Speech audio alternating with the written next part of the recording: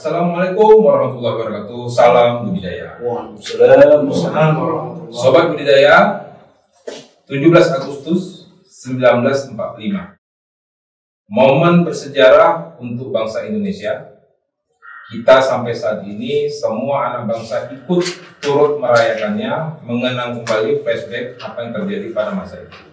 Nah, Steki Budidaya Binjai dalam hal ini podcast budidaya memulai satu acara untuk memperingati 17 Agustus 1945. Kita mengangkat tema spesial kali ini, kulak-kulik spesial, yaitu kita mengundang para narasumber kita, yang mana narasumber ini kalau untuk kalangan Steki Budidaya Binjai sudah tidak asing lagi pasti. Nah, di sini para host dan narasumber memang semuanya Steki Budidaya Binjai. Jadi kita pun akan bercerita macam mana STKIP Budidaya Binjai ini telah melewati beberapa pengalaman bersejarah dalam mengisi kemerdekaan, khususnya di bidang pendidikan. Tidak berlama-lama lagi, saya Rudi Sutisna. Pertama kali yang kita banggakan, tamu kita adalah Bapak Dr. Ismail MAG, Ketua STKIP Budidaya Binjai. Yang kedua, Pak Dr. Andes Seget Tartioso MPD, Wakil Ketua 1 Bidang Akademik. Yang ketiga, Bapak Rabukit Damani MPD, Wakil Ketua Bidang Administrasi Umum dan Keuangan. Yang keempat adalah Bapak Dedi Hermawan Saputra, SHMH, Wakil Ketua Bidang Akademik, Bidang Kemahasiswaan Pak ya, Bidang Kemahasiswaan STKIP Budidaya Binjai. Nah, Sobat Budidaya, dalam perjalanan STKIP Budidaya Binjai ini, ya, Pak Ketua Ismail ini sudah bisa dibilang orang ramah, Pak ya, sangat lama malah Pak ya. Jadi kita tidak salah kalau kita mulai acara kita ini untuk bercerita tentang sejarah STKIP Budidaya Binjai ini dari awal mulai melaksanakan program-program di bidang pendidikan sampai detik ini. Kebetulan Pak Ismail, Dr. Ismail MAG adalah Ketua STKIP Budidaya Binjai periode 2004 Pak ya, 2002 sampai 2006. 2006 sampai 2010. Sambung 2006 2010, sekarang 2019 sampai 2023. Jadi sudah 3 periode beliau. Pastinya Sobat Budidaya, beliau juga sudah paham betul dan bisa menceritakan kepada kita semua Sobat Budidaya sejarah dari STKIP Budidaya Binjai. Silakan Pak Ketua. Baik, Assalamualaikum warahmatullahi wabarakatuh. Waalaikumsalam warahmatullahi wabarakatuh. Dalam rangka memperingati 17 Agustus 2022 kali ini, kita saat ini berada di podcast budidaya, dan podcast ini baru terbentuk. Alhamdulillah, syukur kepada kawan-kawan yang sudah bersusah payah mendirikan podcast ini dengan bantuan para mahasiswa. Kepada saya diberikan untuk mengulas sejarah budidaya. Sebenarnya saya bukan ahli sejarah, sejarah budidaya. Akan tetapi karena mungkin pada saat ini saya adalah orang yang terlama di budidaya. Di ruangan ini pasti Pak ya. Bukan hanya di ruangan ini, mungkin di budidaya ini. Baik. Kecuali Ibunda istri almarhum Yusuf Ajis mungkin itu lebih lama lagi, tapi kebetulan beliau tidak pengurus. Betul. Terima kasih kepada Saudara Lendra yang telah memberi kesempatan kepada saya untuk memberikan sedikit sepenggal sejarah budidaya, karena tak mungkin saya mulai dari awal. Akan tetapi karena keyakinan saya bahwa motivasi berdirinya budidaya ini adalah untuk mencerdaskan kehidupan bangsa. Minimal bibir angkat, mungkin itu dulu ya. Setahu saya dulu pendiri budidaya ini 3 orang aja. setahu saya, meskipun ada sebenarnya yang di belakang-belakang. Dan 1986 saya bersama almarhum Muslim Sembiring, Dr. Andus, almarhum Santosa Ginting, dan saya, ketika kami lolos pada seleksi dosen Kopertis Wilayah 1, tepatnya 1986, kemudian oleh Bapak, kebetulan pada waktu itu yang koordinator Kopertis Wilayah 1 adalah orang Binjai waktu itu. Dan kami ditempatkan bertiga di sini di Budidaya Binjai. Kalau itu kami tidak mengetahui di mana lokasinya sebenarnya Budidaya Binjai. Tapi dengan keyakinan juga kita sebagai seorang pendidik yang sudah ditempatkan di Budidaya Binjai, maka kami mencari ya, Budidaya Binjai. Waktu itu Budidaya Binjai berada di sebuah rumah kecil di mana itu, di jalan, kebetulan dekat rumah keluarga besar almarhum Dr. Andus Muhammad Yusuf Aziz, di sebuah rumah. Cuman itulah disekat-sekat menjadi lokal-lokal. Di situ kami sudah mulai, meskipun SK saya belum terbit tahun 87, dan ketika saya sudah tahu saya akan ditempatkan di situ, kami sudah mengajar di situ. Jadi kalau berdirinya wilayah itu sebenarnya tahun 85 sudah ada. Dan 86 kami sudah mengajar di situ, yang ada baru periode PPKN waktu itu. Belum lagi ada periode lain. Kemudian selang beberapa tahun pindahlah budidaya itu, menyewa lagi dia ke depan penjara itu ada dulu bekas SPG. Di situ menyewa lagi. Jadi tapi sudah mulai tahun 90 awal itu sudah mulai banyak mahasiswa, dalam artian hitungan jari lah, walaupun banyak dari pertama saya masuk. Sampai tahun 90-an pindah ke sini, ke yang baru ini. Dan di sini sudah mulai berkembang dalam artian ada mahasiswa 10, 20 gitu. Kemudian pada waktu itu ketuanya almarhum Dr. Andus Muhammad Amin Safri, itu ketua pertama di Budidaya Binjai ini dari sejak awal sampai kepada 2022. Sejak awal berdiri sampai kepada 2022.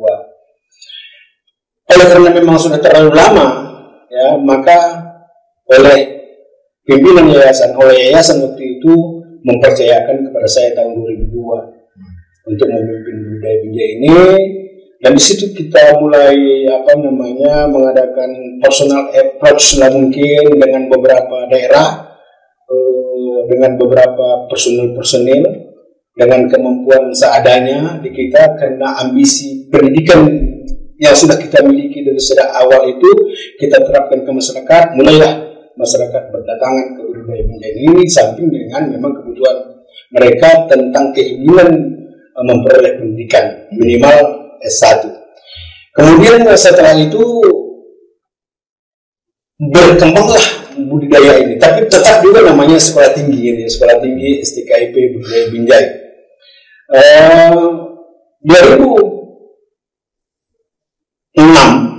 2006 yayasan kembali mempercayakan kepada saya untuk berada di Budidaya Binjai ini, artinya memimpin Budidaya Binjai ini sampai 2010. Dan sebenarnya beberapa faktor yang membuat Budidaya Binjai itu banyak peminatnya. Salah satunya adalah adanya sertifikasi, kemudian banyaknya alumni pendidikan diterima menjadi pegawai negeri, itu mempengaruhi sekali. Sehingga berdatanganlah mereka untuk kemari. Tahun 2010 habis masa jabatan saya, itu mahasiswa kita yang terdaftar mungkin ada 5.000 orang. Jadi kita memang bukan karena kemampuan, tapi karena keikhlasan mungkin ya untuk memimpin budidaya ini. Di situ mulai banyak mahasiswanya, dan bahkan awal 2010 itu karena lokal sudah tidak mencukupi, maka banyak mahasiswa yang kita tolak untuk mendaftar di sini. Kalau penggal sejarah, ya, jadi sejak berdiri, motif berdirinya saya yakin bahwasanya karena pendirinya itu semua orang pendidikan, ya. Almarhum Dr. Andus Haji Ali bin Jamil itu dia adalah waktu itu kepala sekolah SD. Almarhum Dr. Andus Yusuf Aziz, dia waktu itu meskipun beliau kerja di Kodim sebagai pegawai, dia juga mengajar di tokoh Rusia di Kota Binjai ini, dan dia mengajar banyak perguruan tinggi Rusia dan lainnya dia memberikan. Kemudian Pak Amin Sapri awalnya dia itu adalah guru ST, ya. Jadi mereka bersepakat untuk mendirikan perguruan tinggi. Jadi alhamdulillah dari sejak itu berkembanglah budidaya. Kemudian oleh beberapa persoalan, ya, maka sekarang kita kembali membenahi budidaya Binjai ini mulai dari bukan dari titik 0 tapi mungkin dari titik 30 gitu ya. 30 menuju 100. Kemudian sudah 100 turun 30 atau 25 lah gitu ya kan. Sekarang dengan antusias daripada pimpinan dan antusias daripada pemilik budidaya ini, yayasan yang sekarang itu, dan kepercayaan yang mereka berikan kepada saya, di samping kepercayaan memang saya adalah orang yang dituakan mungkin di sini, dan mereka sangat yakin saya akan bisa memberikan citra budidaya yang sedang berkeping-keping itu. Dan informasi yang saya terima dari beberapa daerah budidaya itu sudah tutup. Kita tidak tahu siapa yang mercusuarkan informasi itu. Pasti oknum Pak, ya kan? Ya, pasti oknum itu. Nah, mungkin itu yang terjadi sehingga kita mulai dari awal kembali lagi usaha yang dulu akan kita lakukan. Gitu. Baik. Turun ke lapangan seperti Pak Jokowi yang belusukan.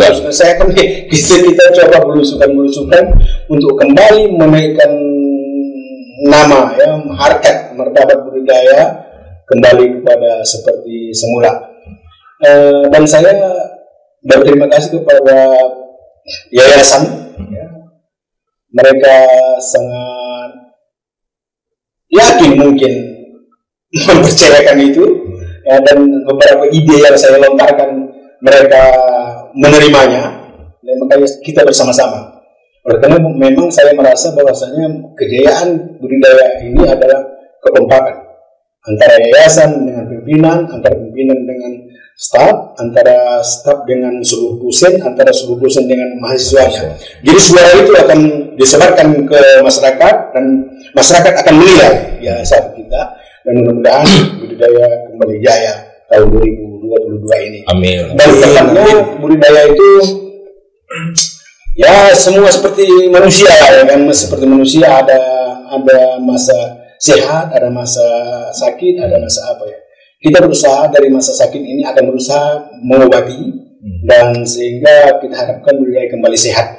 Betul. Mungkin itulah tujuan saya. Dan saya maaf sekali lagi bukan ahli sejarah, ya, karena sepenggal saja, setahu saya saja. Dan tapi saya yakin awal daripada berdirinya budidaya ini karena pendirinya itu saya lihat orang pendidikan semua, yang berarti mereka sadar betul undang-undang pendidikan itu mencerdaskan kilometer, ya, di undang-undang dasar 1945 itu tertuang di situ kan, mencerdaskan bangsa. Jadi seluruh masyarakat mulai dari prasekolah sampai kepada usia sekolah harus kita cerdaskan, bukan hanya sekedar mengerti tapi harus merasakan dan menikmati nilai menikmati hasil daripada pendidikan itu. Mudah-mudahan untuk Binjai budidaya adalah salah satunya wadah untuk mencerdaskan itu. Mungkin itu yang dapat saya sampaikan. Terima kasih. Terima kasih Pak. Ini sebetulnya bukan sekedar sejarah, ini juga pencerahan Pak. Ini pencerahan benar kan. Tapi tadi ada dua tagline lah, ya, kata kunci yang saya tangkap: mencerdaskan kehidupan bangsa, dan posisi 25 lagi, ya, manusia itu ada sehat ada sakit, ya. Tapi dalam hal ini kan kita nggak sampai opname lah Pak ya. Tidak sampai opname kan gitu. Tapi hampir. Nah, oke, ini mencerdaskan kehidupan bangsa. Ini sesuai dengan tema kemerdekaan kita, karena itu pembukaan Undang-Undang 45 Pak. Nah, budidaya sudah berdiri Pak, ya kan, sudah seperti ini sekarang. Nah, jadi kita sekarang ini selalunya kan berpikir gitu Pak ya. Tadi Bapak cerita ngajar itu di ruangan sekar gitu, masih rumah. Ya. Sekarang kita udah di bangunan tinggi Pak, lantai 3. Nah, kita cerita prasarana ini ke depan ini. Ini sebaiknya kita tanya ke Wakil 2. Jadi Pak Wakil 2, Pak Rabu kita Manik, semakin besarnya zaman Pak, pasti semakin canggih Pak ya. Jadi kecanggihan ini mungkin diaplikasikan dengan kemewahan, kebesaran. Nah, kalau untuk sekolah yang pasti dilihat orang dari luar itu sarana prasarana Pak, bangunan ya Pak ya, terus fasilitas. Nah, di budidaya ini sendiri Pak, ke depan pasti program-program sarana prasarana ini pasti ditingkatkan Pak ya kan? Atau mungkin ada yang mesti diperbaiki gitu Pak. Nah, dari tanggapan Bapak, banyak lagi yang memang mesti ditingkatkan sarana prasarana, atau kita memang punya program melaju kencang ke depannya, setahun, 2 tahun, sampai 10 tahun ke depan untuk peningkatan sarana prasarana kampus Pak. Silakan Pak. Baik, terima kasih. Yang terhormat Yayasan Perguruan Tinggi Budidaya, yang terhormat Bapak Ketua STKIP, rekan Wakil 1, Wakil 3, program sarana dan prasarana di pendidikan tinggi itu wajib tetap mengacu kepada landasan hukum.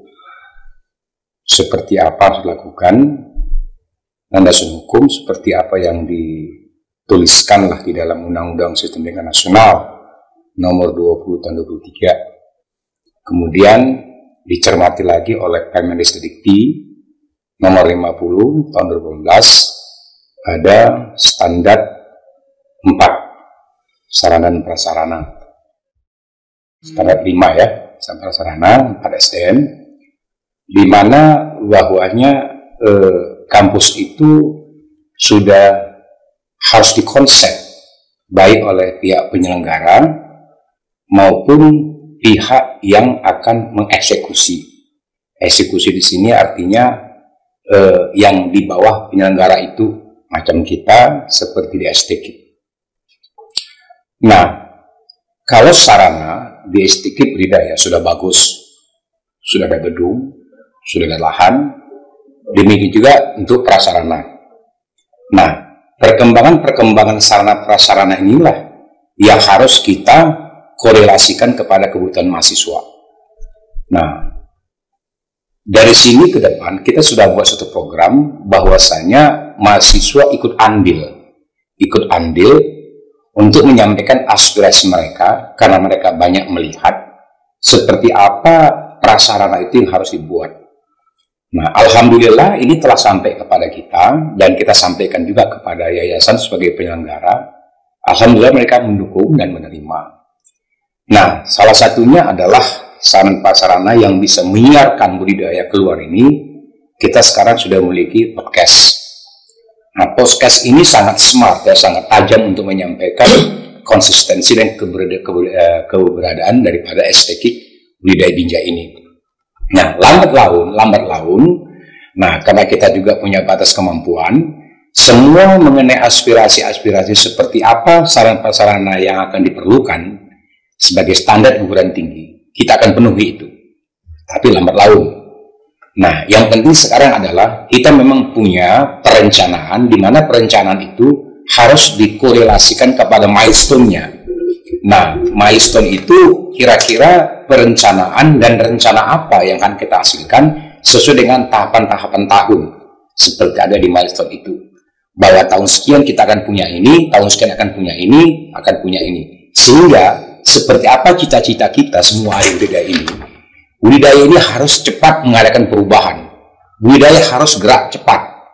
Kita harus cepat dan bisa mampu menuju universitas budidaya. Amin. Oleh sebab itu, maka sarana prasarana sini harus mulai serius kita lengkapi sesuai dengan selera daripada mahasiswa kita, itulah gunanya kita selalu dekat kepada mahasiswa untuk meminta bantuan aspirasi pada mereka. Saya rasa untuk sementara itu dulu. Baik, berarti satu kata kunci lagi dari Pak Rabukit. Jadi mahasiswa di budidaya sekarang dilibatkan ya. Minimal di aspirasi Pak ya. Iya. Ya, disampaikan ke pihak STKIP, Pak kami perlu ini Pak, kami perlu ini Pak. Ya. Wah, Pak ini jarang Pak. Mahasiswa dilibatkan. Kalau saya cerita Pak ya, STKIP, saya di perguruan tinggi negeri dulu S1-nya gitu kan. Ya mahasiswa itu berkutat hanya di organisasi mahasiswa aja, ya kan. Syukur-syukur Pak BD3 ya mau ikut ya ada acara buka acara gitu kan. Nah, tapi berarti ini perlu dilanjutkan terus Pak ya, ya Pak. Perlu ya.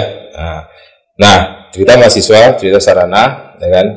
Nggak lengkap kalau kita nggak cerita dosen ini. Ya. Nah, kalau cerita dosen pasti cerita pembelajaran. Ada sistemnya yaitu kurikulum. Nah, ini ke Pak Seget sebagai wakil ketua satu bidang akademik. Pak, ini mungkin ada pertanyaan juga dari yang orang awam Pak. Ya kan? Saya mendengar selentingan juga gitu kan. Sekarang ada yang namanya kurikulum kampus merdeka, betul Pak ya? Betul ya. Betul. Nah, mungkin untuk semua dosen sudah tersosialisasikan, tapi orang awam kan tidak. Orang awam ini kita contohkan sebagai orang tua murid. Karena kan kalau dikritis, kok kurikulum kok ganti ya gitu ya kan aku pula lagi nih ya. Nah, mungkin audiens kita ini kan tidak hanya sekedar biji langka juga, seluruh Indonesia, seluruh dunia. Nah, di STKIP budidaya Pak, kita kan sudah mulai kurikulum kampus merdeka. Bisa Bapak sedikit ceritakan macam mana pengaplikasiannya saat ini Pak ya berarti kan? Oke, baik, terima kasih. Yang pertama yang saya hormati Ketua STKIP Budidaya Binjai, Bapak-bapak, para wakil ketua dan khususnya pembawa acara ini. Terima kasih. Berbicara tentang kampus merdeka ya, atau Merdeka Belajar Kampus Merdeka. Nah, ini merupakan implementasi dari Permendikbud nomor 3 tahun 2020, yaitu tentang standar nasional pendidikan tinggi atau SNDikti. Jadi yang pertama, apa sih sebenarnya MBKM itu? Merdeka Belajar Kampus Merdeka.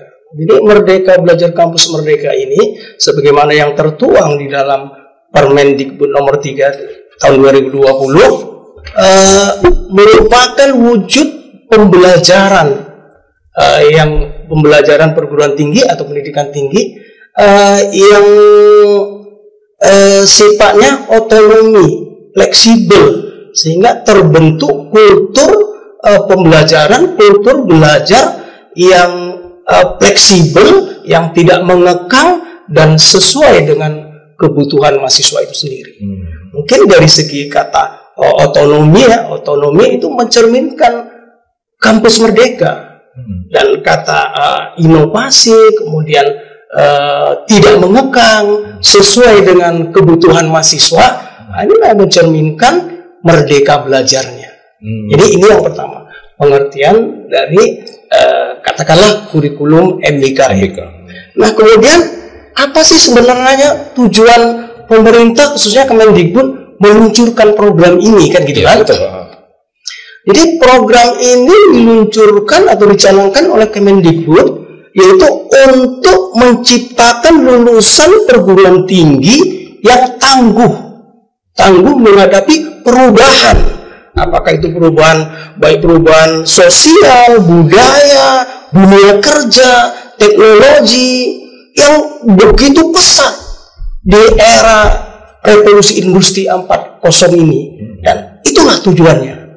Nah, selanjutnya apa sebenarnya yang menjadi kebijakan dari MBKM ini? Jadi kebijakan hukum dari MBKM ini ada 4 poin.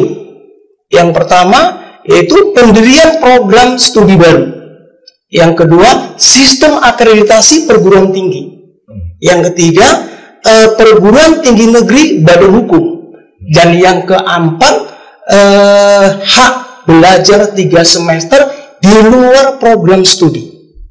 Nah, dari keempat basis hukum kebijakan MBKM ini atau Permendikbud nomor 3 ini, apa yang menjadi fokus utama? Jadi fokus utama dari keempat poin ini adalah poin yang keempat, yaitu hak belajar 3 semester di luar program studi. Nah, ini merupakan sebagaimana yang disebutkan di dalam Permendikbud nomor 3 itu sendiri, yaitu tentang standar nasional perguruan tinggi. Berarti cerita tentang kualitas, cerita tentang mutu.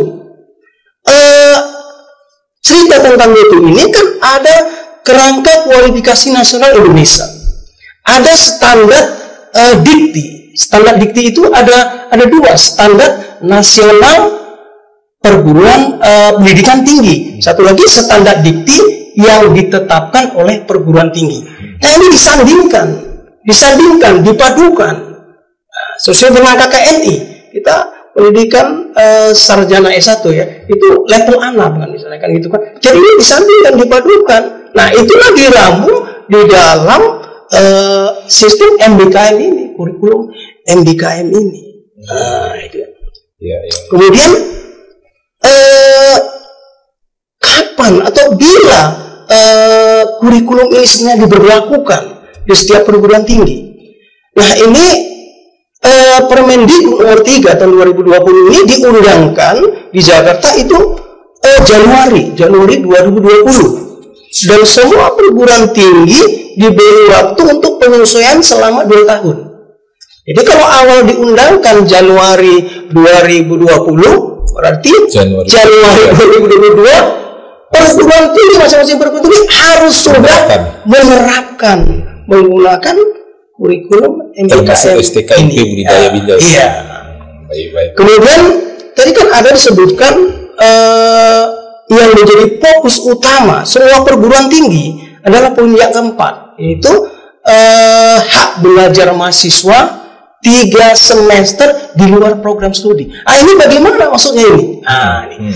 Jadi maksudnya mahasiswa kita diberi hak untuk belajar di luar prodi di dalam perguruan tinggi tersebut, perguruan tinggi yang sama. Misalnya kita budidaya, berarti mahasiswa kita di budidaya ini diberi hak 1 semester belajar di prodi lain di dalam perguruan tinggi ini, mempelajari mata kuliah prodi lain diberi hak selama berapa? Selama 1 semester, dan itu disetarakan dengan 20 SKS. Nah, kemudian tidak hanya itu, di dalam MBKM ini mahasiswa itu diberi hak lagi 2 semester belajar di prodi yang sama, perguruan tinggi berbeda, boleh keluar. Di prodi yang sama, perguruan tinggi berbeda, berarti kampus di luar STKIP budidaya. Atau 2 semester ini, 2 semester di luar di prodi yang berbeda, di kampus yang berbeda. Atau satu lagi, boleh di luar kampus, yaitu lembaga atau institusi lain. Nah, inilah poin yang keempat yang menjadi fokus semua perguruan tinggi. Nah, bagaimana untuk mengimplementasikan ini? Tentunya banyak persiapan yang harus dilakukan, terutama persiapan tentang penyesuaian kurikulum yang lama ke yang baru, kurikulum MBKM. Jadi kurikulum MBKM ini kan menjadi rekognisi wadah dari kegiatan belajar aktivitas mahasiswa di situ. Jadi untuk proses ini, alhamdulillah kita sudah melakukan persiapan-persiapan, termasuk salah satunya persiapan di dalam menyiapkan kurikulum yang baru. Kita libatkan pimpinan, kita libatkan stakeholder, kita libatkan alumni, kita gunakan tertiary study, dan untuk meramu kurikulum yang baru. Kita lakukan evaluasi dari mulai profil lulusan, dari mulai kesediaan tenaga pengajar, masuk ke evaluasi kurikulum yang lama, masuk ke tertiary study, kemudian dan menyiapkan dokumen-dokumen yang lain. Baik. Jadi alhamdulillah kita sudah mempunyai kurikulum yang baru, kurikulum MBKM, dan kita laksanakan, sudah kita laksanakan tahun ini. Baik, jadi kata kuncinya satu, STKIP Budidaya siap dalam mengarungi kurikulum kampus Merdeka tahun ini. Iya. Baik, terima kasih Pak. Pencerahannya juga sangat mencerahkan nih. Kalau saya jadi orang tua saya dicerahkan ini Pak. Begini supaya ya kan. Nah, berarti anakku nggak bohong kan gitu ya. Nah ini terakhir ke Pak Waket 3. Nah Pak Waket 3 cerita ini mahasiswa Pak. Mahasiswa ini sebagai salah satu stakeholder dari perguruan tinggi Pak. Ya kan. Nah disambung dari Pak Bukit tadi kan, mahasiswa ini ternyata harus berperan aktif ya Pak. Memberikan aspirasi kepada kampus ya kan, karena mereka juga sebagai user di kampus ini Pak. Nah untuk STKIP Budidaya Binjai kegiatan mahasiswa pasti sudah banyak kan Pak. Nah jadi terus kita juga sekarang ada program KIP Kuliah ya, kalau saya tangkap sebagai orang awam ini KIP Kuliah ini adalah beasiswa pemerintah. Nah di STKIP Budidaya Pak, bisa Bapak ceritakan sedikit ya mengenai kegiatan-kegiatan daripada peserta KIP Kuliah ini, terutama peserta-peserta yang memang sudah aktif di sini. Jadi silakan, monggo Pak.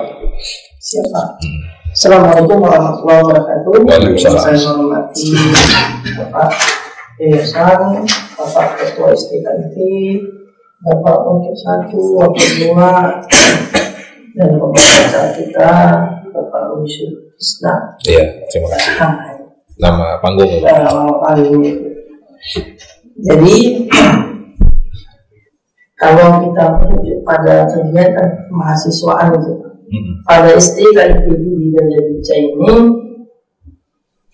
kita tetap, fondasi kita itu tetap kita lihat di sistem pendidikan nasional Undang-Undang Nomor 20 tahun 2003, dan kita merujuk yang sekarang ini kan kita melaksanakannya mesti ikut aturan MBKM tadi Pak ya. Iya. Dari situ, karena setiap mahasiswa dalam melaksanakan kegiatannya rujuknya tetap Permen Nomor 3 tahun 2020. Situ. Jadi karena itu sudah dikeluarkan, maka ada sisi-sisi di mana mahasiswa tadi melaksanakannya, misalkan contoh Pak, dari KM 1 sampai KM 4 yang sekarang ini, mereka kan di tempat lulus untuk mengajar di sekolah-sekolah. Mengajar di sekolah. Nah, itu yang program dilaksanakan oleh pemerintah, kita ikutin. Alhamdulillah dari mahasiswa kita ada beberapa orang yang lulus dan ikut terjun ke lapangan untuk mencerdaskan kehidupan bangsa ini.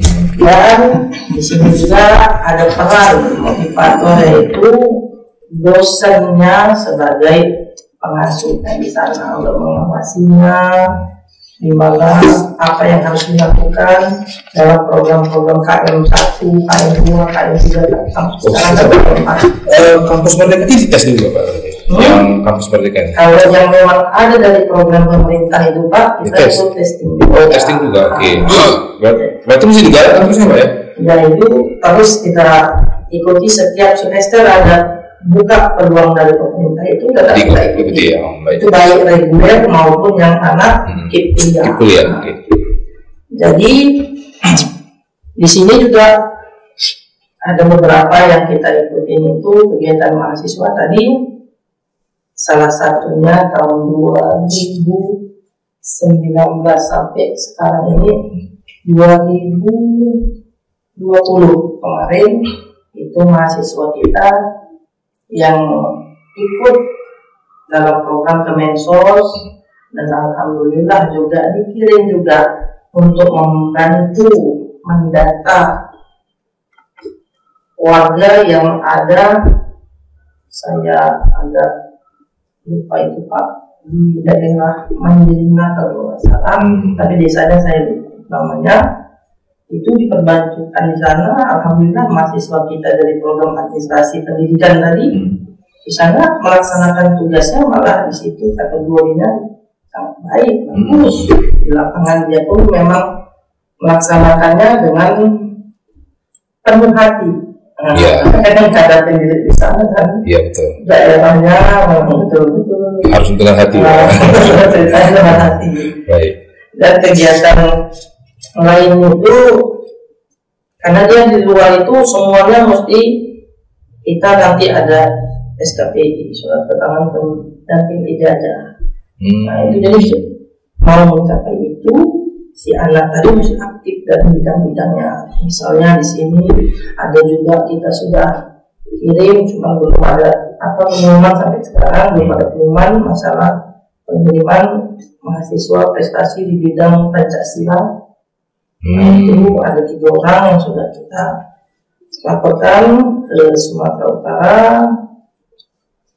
pengurus wilayah Pancasila Sumatera Utara, dan juga ada semalam ikut beberapa pertandingan futsal. Dan intinya mahasiswa ini diberi kebebasan untuk melaksanakan kegiatan aktif mahasiswanya, baik itu anak KIP kuliah, baik itu reguler.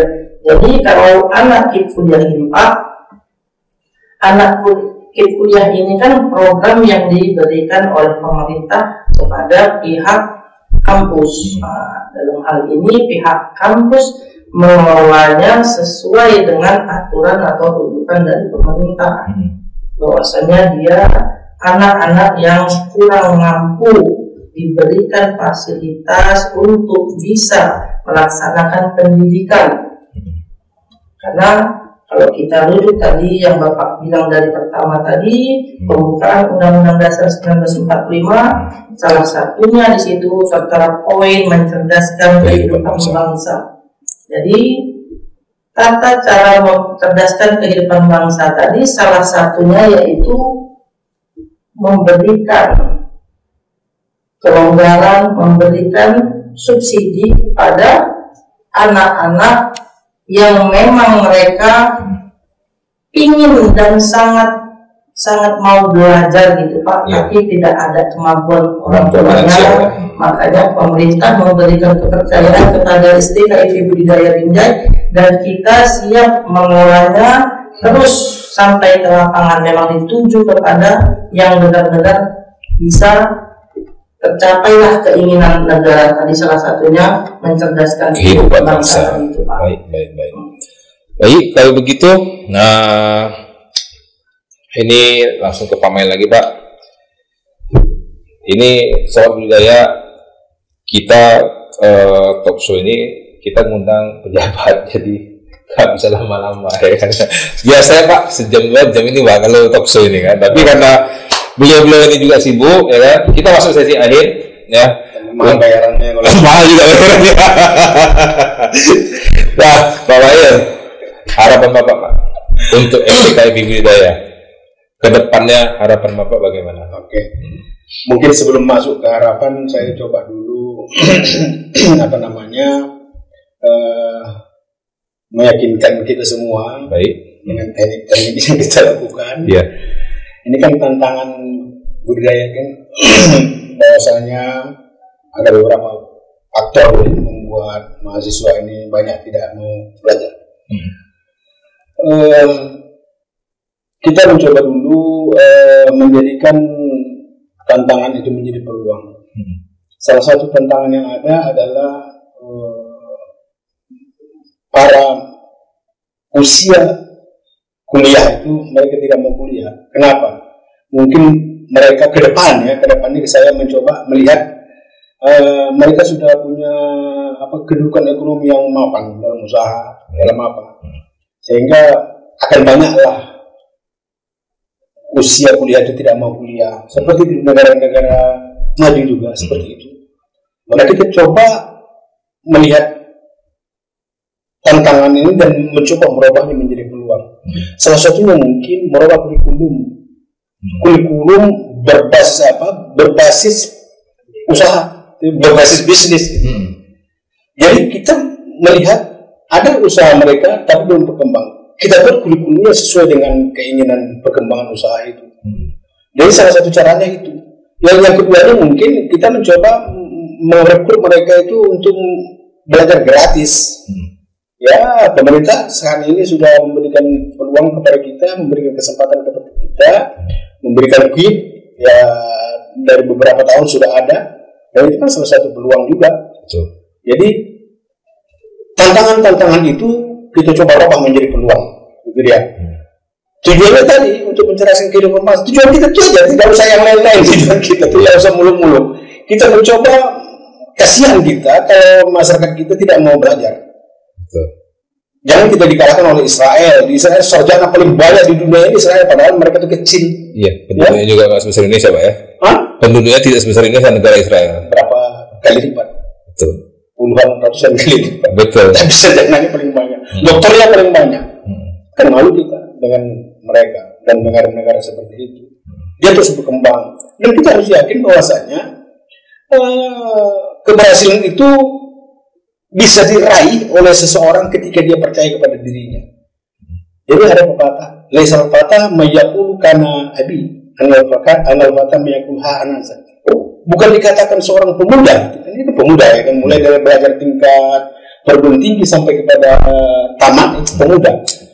Bukan dikatakan seorang pemuda itu kalau dia hanya mengandalkan ini ayahku, ini backingku. Bukan pemuda namanya, tapi barulah dia menjadi pemuda yang sebenarnya kalau dia mengatakan ini aku dan aku harus mampu berbuat itu.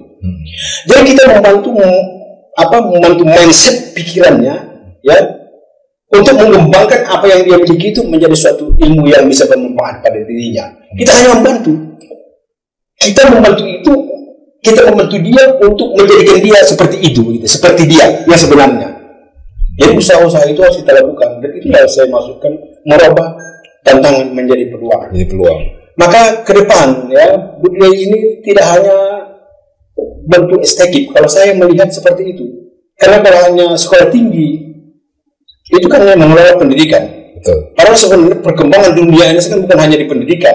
Betul. Pendidikan untuk mencerdaskan kehidupan bangsa. Tapi jurusan-jurusan yang ada begitu banyak, semua juga mencerdaskan kehidupan bangsa. Selagi dia masih berada di wadah ini, ya kan kita harapkan supaya dia cerdas. Kita membantu dia untuk cerdas, bukan mencerdaskan dia. Undang-Undang Sistem Pendidikan nomor 20 tahun 2023 tujuannya kan itu berkembangnya potensi peserta didik. Beda dengan undang-undang sebelumnya. Kalau sebelum itu mengembangkan. Jadi guru di situ potensi untuk untuk lebih menganggap dirinya sesuatu yang hebat sehingga ditanamkannya kehebatan itu kepada muridnya. Kalau sekarang tidak begitu. Berkembangnya potensi peserta didik di situ adalah guru bersama-sama dengan mereka, dengan anak didik, dengan mahasiswa, dengan siapapun itu yang dihadapannya itu sama-sama mengembangkan potensi itu. Jadi itu sebenarnya pengertiannya. Saya melihatnya seperti itu pengertiannya, walaupun saya belum pernah belajar apa sebenarnya dimaksud oleh pemerintah, oleh yang membuat undang-undang keputusan undang-undangnya. Merubahnya dari menanamkan, mengembangkan menjadi gitu, kan menjadi apa di situ? Nilai yang saya ambil di situ adalah bersama-sama. Jadi saya memang ini kan ada pedagogi, ada andragogi. Dalam pengertian andragogi itu adalah pendidikan orang dewasa. Di situ kita bukan lagi menciptakan, tapi sama-sama mengembangkan potensi. Seperti ini, kalau boleh saya tambahkan sedikit lagi ya. Dari sistem andragogi itu adalah anak didik itu, apalagi di perguruan tinggi ya, kita tidak menganggap lagi dia seperti gelas kosong. Salah kalau seorang dosen menganggap mahasiswa di gelas kosong. Salah. Dari SD sudah diisi, SMP diisi, SMA diisi. Kalau diisi lagi di perguruan tinggi pasti apa? Pasti tumpah kan? Tak ada artinya kan begitu. Tapi kalau dosen bersama-sama dengan mahasiswanya mewarnai isi gelas itu yang sebenarnya pendidikan orang dewasa itu. Jadi mereka tamat dari sini sudah menjadi manusia yang bermanfaat bagi manusia lainnya. Betul. Mungkin itu maksudnya. Jadi dengan begitu kita mengharap ke depan budidaya ini sekolah tinggi ini akan menjadi universitas. Ya betul. Jadi saya tangkap ini harapan Bapak berarti kita tambah bidang keilmuan lagi. Nah, untuk menjadi universitas perlu menambah beberapa fakultas itu. Apakah dia teknik, apakah dia ekonomi, apakah dia hukum dan lain sebagainya itu. Insya Allah. Mudah-mudahan. Ya, Mudah-mudahan itu harapan dari Bapak ya, harapan terbesar tuh Pak ya. Nah Pak Sigit, ada tambahan dari ulasan Pak harapan Pak Mail? Silakan Bapak. Oke, baik. Jadi kita ini kan sekarang sudah di era kurikulum NDKM. Jadi sebagaimana diamanahkan di dalam Permendikbud nomor 3 2020 bahwa tujuan ini diluncurkan yaitu untuk menciptakan lulusan yang tangguh. Tangguh apa? Tangguh menghadapi perubahan, baik perubahan sosial, perubahan budaya, perubahan dunia kerja, dan perubahan teknologi yang begitu besar. Nah, dan itu tidak akan mungkin tercapai kalau apa yang disampaikan juga bila tadi saya menambahkan kan gitu kan, kalau SDM kita khususnya dosen-dosen kita tidak mengikuti perkembangan itu, tidak meningkatkan upgrade ya Pak ya. Oleh karena itu di perguruan tinggi STKIP Budidaya ini ya kami sepakat pengelola, penyelenggara memberi kesempatan kepada semua dosen untuk melanjutkan pendidikannya. Untuk apa? Untuk menopang ini, terlaksana ini, suksesnya ini kurikulum NDKM. Bahkan ini SBM ini menjadi syarat untuk operasionalnya sebuah perguruan tinggi. Bahkan di dalam Ban PT ini menjadi syarat. Kalau tidak ada, kalau sekarang ini misalnya di Prodi tidak ada S dokternya, tidak diakreditasi. Nah, jadi ini sangat penting. Dan tentunya kami memberi kesempatan kepada seluruh dosen kita untuk melanjutkan pendidikannya. Dan tentunya ini ada perhatian dari pihak pengelola dan penyelenggara, tentunya sesuai dengan porsi kemampuan pengelola dan penyelenggara STKIP Budidaya Binjai. Mesti ada sinergitas Pak ya, dari stakeholder semua untuk mendukung, mensupport, juga membantu Pak ya. Baik, terima kasih Pak Sigit. Lanjut kepada Pak Rabukit, tambahannya Pak, silakan atau gimana? Seperti apa yang tadi telah dideskripsikan oleh Bapak Ketua dengan Pak Wakil Satu ya, memang untuk lebih memperketat lagi, untuk lebih memperlancar lagi, kita harus segera bergerak cepat untuk membentuk kerjasama, misalnya dengan mengundang pengusaha-pengusaha biji langkat yang berhasil untuk datang kemari, memberi motivasi kepada mahasiswa. Karena ujung daripada capaian pembelajaran lulusan kita setelah mengacu kepada KKM itu adalah mahasiswa yang kita finish student dari sini, sudah tamat itu harus memiliki multi skill. Nah, untuk tidak hanya di bidang pendidikan, mau jadi guru tidak, maka kita panggillah orang-orang yang sukses dari pengusaha-pengusaha untuk memberi motivasi kepada mereka. Siapa tahu mereka juga punya usaha di rumahnya, supaya mereka juga paham bagaimana cara mengembangkan usaha itu. Jadi kita mau ambil kata kunci sukses berusaha sebagai seorang pebisnis. Jadi perlu kita adakan kerjasama dengan dunia usaha dengan industri, perlu juga ya. Itu nanti sebagai bentuk kerjasama perguruan tinggi dengan pihak Dudi, demikian juga kepada pengusaha yang handal yang perlu kita undang, misalnya seperti di Binjai ini kota rambutan gitu. Gimana caranya supaya bisa bikin manisan rambutan? Siapa bisa pengusaha di sini bekerja sama dengan mahasiswa budidaya dalam bidang kewirausahaan, sehingga mereka bisa mendapat keterampilan tambahan selain menjadi guru. Demikian. Jadi bisa jadi pengusaha-pengusaha ini kita undang sebagai dosen tamu gitu? Bisa ya? Wah ini makin berkembang sebenarnya ya kan. Oke, wakil khusus kepada Pak Wakil 3 ini karena bidangnya adalah kemahasiswaan.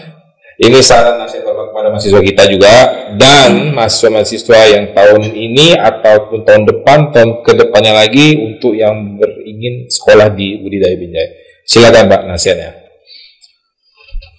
Jadi saya sih macam pemberi kesimpulan pula dari Iya. Jadi intinya Pak, untuk para mahasiswa terus giat dalam pembelajaran, apapun step by step pembelajaran itu pasti ada baiknya. Maka yang baiknya itu diikutin. Ya.